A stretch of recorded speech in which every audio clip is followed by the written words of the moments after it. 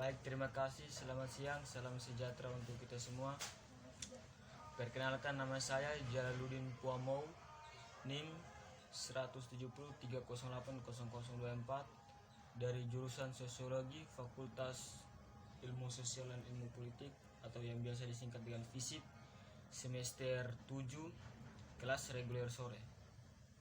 Adapun pada siang hari ini saya akan mempresentasikan hasil review buku ketiga saya. Untuk mempersingkat waktu, saya langsung saja menuju pembahasan. Yang pertama yaitu penyakit Alzheimer dan demensia lainnya. Pendahuluan. Abstrak bab ini pertama kali membahas tentang definisi penyakit Alzheimer dan membedakan dari demensi lainnya. Ini di sini menggambarkan betapa problematikanya untuk mendiagnosasi dengan tepat. Sebagian karena sering bercampur jenisnya, tetapi juga karena dapat bervariasi antara individu. Bab selanjutnya memeriksa tentang DA dan gejala yang menyertainya di masing-masing tahap. Mendefinisikan penyakit Alzheimer dan demensia lainnya. AD menggunakan otak yang progresif dan tidak dapat disembunyikan yang secara bertahap merusak ingatan, penilaian, keterampilan, penalaran, kepribadian, otonomi, dan pada akhirnya fungsi tubuh seseorang berkurang.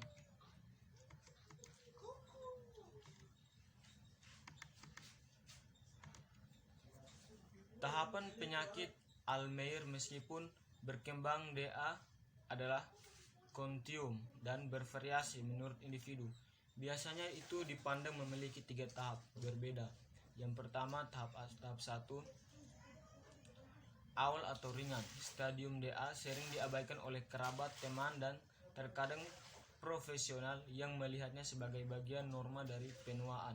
Karena permulaan penyakit bertahap, sulit untuk memastikan kapan tepatnya dimulai. Selanjutnya yang kedua, dini gejalanya bisa berubah.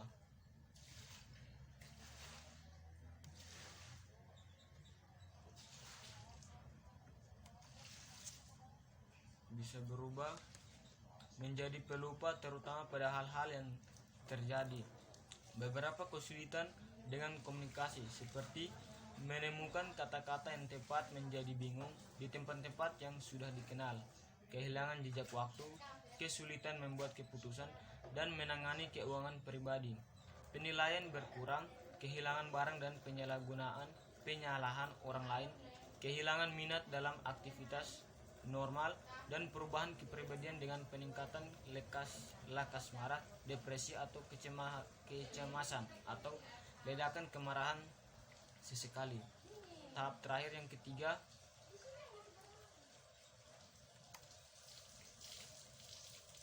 adalah salah satu dari ketergantungan dari ketidakaktifan yang hampir total dengan kebutuhan untuk perawatan berkelanjutan. Gangguan ingatan menjadi sangat serius, di sisi fisik penyakit menjadi jelas.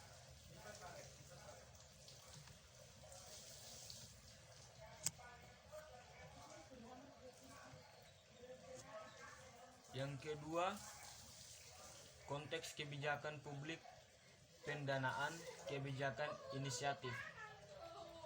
Bab ini menguraikan proses pembuatan kebijakan dan kebijakan konteks penyakit Alzheimer dan meragukan berbagai ancaman, berbagai macam masalah di sekitarnya.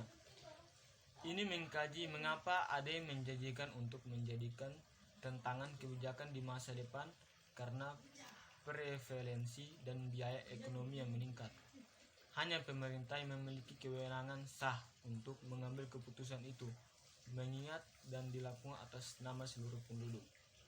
Lain organisasi seperti asosiasi dan perkumpulan medis membuat keputusan yang mempengaruhi banyak individu dan mungkin mempengaruhi apa yang akhirnya dilakukan oleh pemerintah. Tetapi kebijakan tidak mengikat penduduk dengan kekuatan hukum.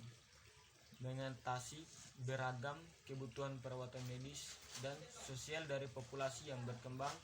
Dengan DA membutuhkan adopsi kerangka kebijakan multisegi, dan agenda itu secara eksplisit mengakui kebutuhan yang kompleks dan unik dari penderita AD dan dampaknya terhadap pengasuh dan masyarakat luas. Pembuatan kebijakan untuk penyakit Alzheimer. Kebijakan publik dapat dikategorikan sebagai salah satu dari 3 tipe dasar: regulasi, distributif, atau redistributif. Kebijakan peraturan memberikan bahasa atau pembahasan tindakan kelompok atau individu. Mereka memberikan aturan perilaku dengan sanksi yang didukung oleh otoritas pemerintah. Kebijakan distributif didasarkan pada pengertian barang publik, misalnya barang dan barang jasa yang menguntungkan semua warga negara tetapi memungkinkannya kecil dicapai oleh tindakan sukarela individu karena kurangnya sumber daya yang memadai. Keterlibatan pemerintah dalam terjadi di banyak titik, dari penelitian dan tahap inovasi untuk menempatkan teknologi di pasar untuk digunakan oleh perorangan. Ini bisa permisif, afirmatif, regulasi, atau larangan. Karena itu, pemerintah selalu memiliki pilihan untuk tidak melakukan tindakan apapun, mengizinkan aktivitas apapun oleh sektor swasta. Meskipun kebijakan regulasi dapat dibingkai untuk diterapkan hanya untuk pencaharian yang didukung pemerintah, biasanya ini terdiri dari aturan yang mengatur aktivitas di seluruh sektor publik dan swasta. Misalnya, regulasi bisa digunakan memastikan bahwa standar keamanan, kemanjuran, dan tanggung jawab dipenuhi dan bahwa pemasaran produk itu adil. Aktivitas kebijakan Alzheimer terbaru. Yang pertama, membuat dan memelihara rencana nasional penanggulangan AD yang terintegrasi. 2. Mengorganisasikan penelitian dan layanan AD seluruh badan federal. Yang ketiga, mempercepat perkembangan pengobatan untuk mencegah, menghentikan, atau membalikan jalurnya. Yang keempat, meningkatkan diagnosis dini dan koordinasi perawatan dan pengobatan. Yang kelima, selanjutnya menurunkan disparitas DA untuk populasi etnis dan ras minoritas. Selanjutnya yang keenam, berkoordinasi dengan badan internasional untuk memerangi AD secara global. Selanjutnya yang bab yang ketiga. Bab ini membahas aspek komersial dan bisnis besar seputar penyakit Alzheimer. Ia berpendapat bahwa publik kuat ketakutan akan AD diperburuk oleh liputan media yang sering dramatis, mempertinggi kemungkinan eksploitasi orang-orang rentan, mencari cara untuk memperbaiki kondisi yang menurun. Ketakutan akan penyakit Alzheimer. Sementara banyak orang Amerika khawatir tentang tetap sehat secara fisik saat mereka menghadapi usia tua, kehilangan kemampuan mental mereka adalah kekuatan terbesar mereka.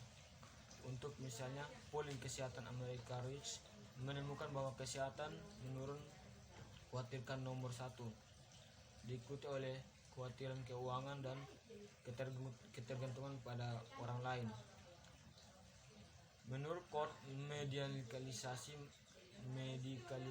masalah kognitif terkait dengan ketersediaan dan probabilitas pilihan pengobatan didukung oleh orientasi konsumeris yang berkembang terhadap kesehatan dan diperkuat oleh pemberitaan media yang antusias. Apalagi internet memungkinkan konsumen untuk mengakses produk AD tanpa perlu mengunjungi dokter, sehingga mengembangkan medikalisasi melalui penerapan sosial medis untuk masalah sehari-hari, seringkali di bawah kategori diagnostik baru.